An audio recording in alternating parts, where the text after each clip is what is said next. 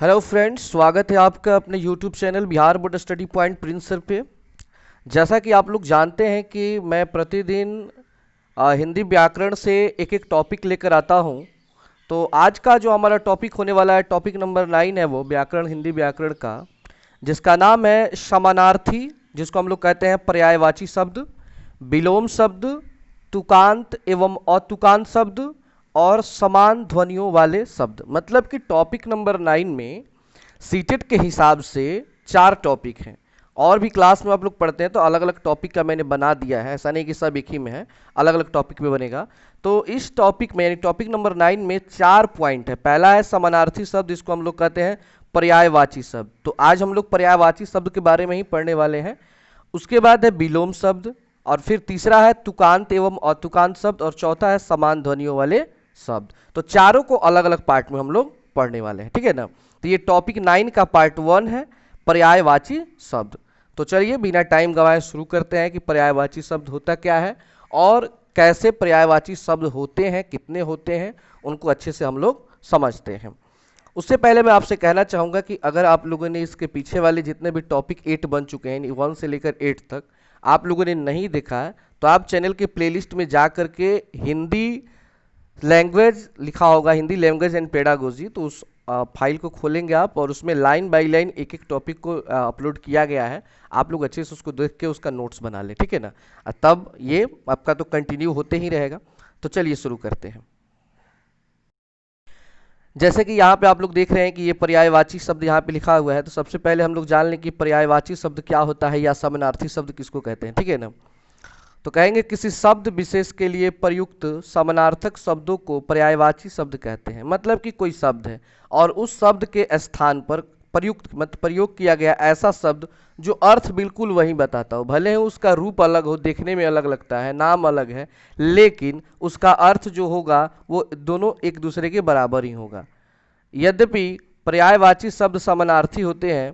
समानार्थी का अर्थ होता है समान अर्थी, मतलब समान अर्थ रखने वाले, किंतु भाव में ये एक दूसरे से किंचित भिन्न होते हैं, लेकिन देखने में, बोलने में एक दूसरे से अलग होते हैं।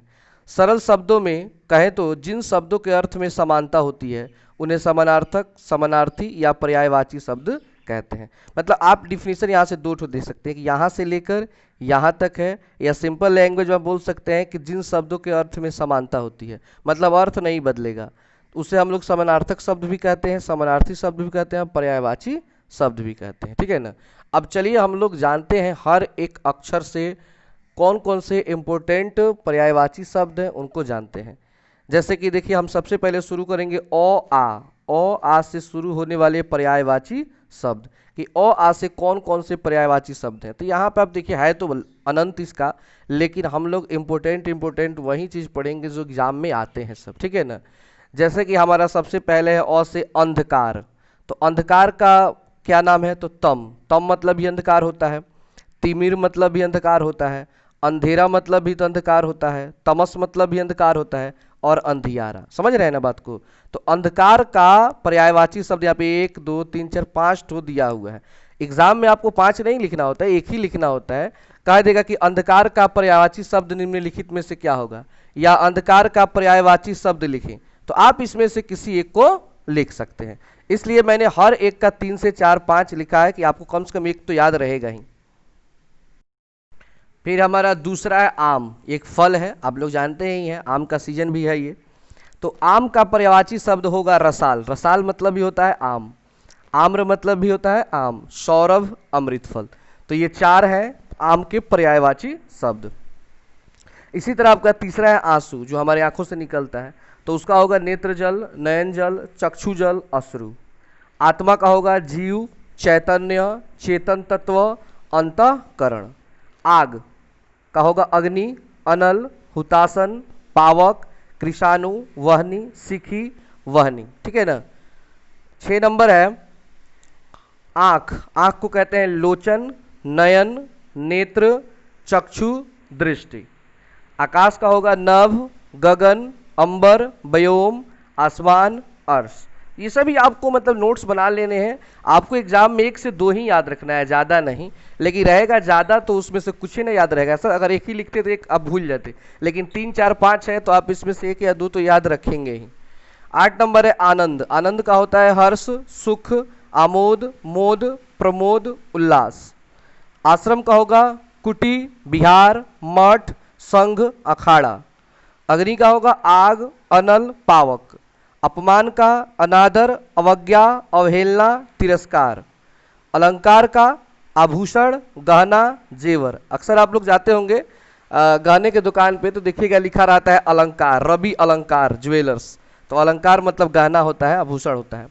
अहंकार मतलब होता है घमंड। दंभ, इसका नाम होता है दंभ, अभिमान, दर्प, मद, घमंड। 14 नंबर है अमृत। अमृत का होता है सुधा, अमीय, पीयूष, सोम। 15 नंबर है असुर। असुर का होगा दैत्य, दानव, राक्षस, निशाचर, रजनीचर, धनुज, रात्रिचर, तमचर। 16 नंबर है अतिथि। अतिथि का होगा मेहमान, अभ्यागत, आगंतुक। 17 नंबर है अनुपम। अनुपम का होगा अपूर्व, अतुल्य, अनोखा, अद्भुत, अनन्य। 18 नंबर है अर्थ। अर्थ का होगा धन, द्रव्य, मुद्रा, दौलत, वित्त, पैसा, जिसने हम लोग पढ़ते हैं अर्थशास्त्र। तो अर्थ का अर्थ ही होता है रुपया पैसा, ठीक है ना। अश्व, अश्व मतलब होता है घोड़ा, यानी इसको कहते हैं हय, तुरंग, घोड़ा, घोटक, वाजी, सैंधव। अब ये हमारे हो गए ओ आ से। अब आता है ई से, मतलब छोटी और बड़ी ई से शुरू होने वाले कौन कौन से इंपोर्टेंट पर्यायवाची शब्द हैं। तो वो है, पहला है इच्छा, ठीक है। तो इच्छा का होता है अभिलाषा, चाह, कामना, लालसा, मनोरथ, आकांक्षा, अभिष्ट। इंद्र यानी भगवान है ये, तो इनको कहा जाता है सुरेंद्र, सुरेश, सुरेंद्र, देवेंद्र, सुरपति, शक्र, पुरंदर, देवराज, महेंद्र, सचिपति। तीसरा है इंद्राणी, मतलब इंद्र की पत्नी। तो इंद्रवधु, मधवानी, सची, सतावरी, पुलोमी। ईश्वर, ईश्वर को कहते हैं परमात्मा, प्रभु, ईश, जगदीश, भगवान, परमेश्वर, जगदीश्वर, विधाता, ठीक है ना। तो ये सभी बहुत ही इंपोर्टेंट आपके पर्यायवाची शब्द हैं। इसको अच्छे से आप लोग तैयार करते चले। ऐसा नहीं कि बहुत सारा दिया हुआ है, सब में थोड़ा थोड़ा दिए हैं जो इंपोर्टेंट है, एग्जाम में कई बार पूछा जो चक्कर उसी को डाला गया इसमें। फिर है ऊ से शुरू होने वाले पर्यायवाची शब्द। तो ऊ से आ गया उपवन। उपवन का बाग, बगीचा, उद्यान, वाटिका, गुलशन। उक्ति, उक्ति का होगा पर्यायवाची शब्द कथन, वचन, सुक्ति। उग्र, उग्र मतलब होता है बेचैनी। प्रचंड, उत्कट, तेज, तीव्र, विकट। उचित का होगा ठीक, मुनासिब, वाजिब, समुचित, युक्ति संगत, न्याय संगत, तर्क संगत। पांचवा है उच्च श्रृंखल। इसका अर्थ होता है उदंड, अक्खड़, आवारा, निरंकुश, मनमर्जी, स्वेच्छाचारी। अक्सर मतलब जब हम लोग बदमाशी करते हैं या कोई भी लड़का बदमाशी करता है तो गार्जियन या माता पिता जो भी है क्या बोलते हैं कि बहुत उदंड हो गया है, मतलब बहुत मनमर्जी हो गया, अपने मन में जो आ रहा है वही सब कर रहा है। अब है 6 नंबर उज्जड़। उज्जड़ को कहते हैं अशिष्ट, मतलब जो अच्छा काम ना करे।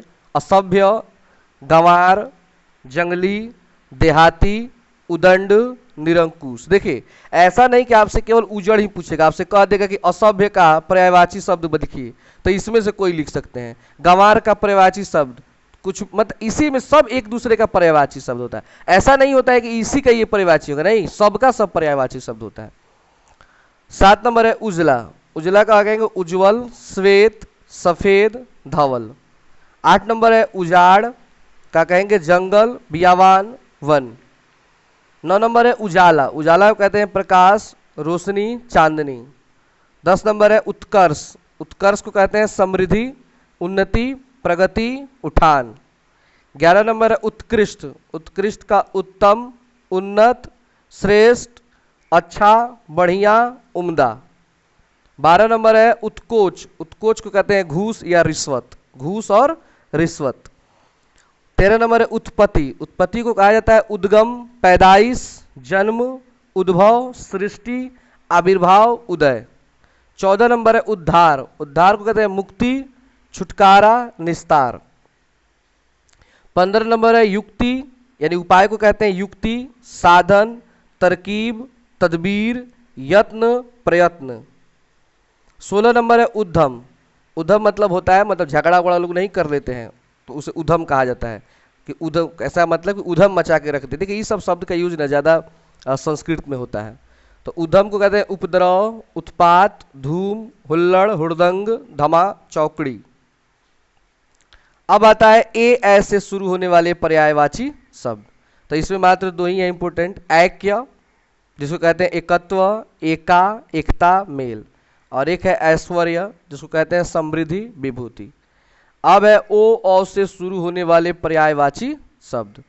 तो पहला है ओज। ओज को कहते हैं तेज, शक्ति, बल, वीर्य। ओठ, ओठ को कहा जाता है ओष्ठ, अधर, होठ। औचक, औचक को कहा जाता है अचानक, यकायक, सहसा। 4 नंबर है औरत। औरत को कहा जाता है स्त्री, जोरू, घरनी, घरवाली।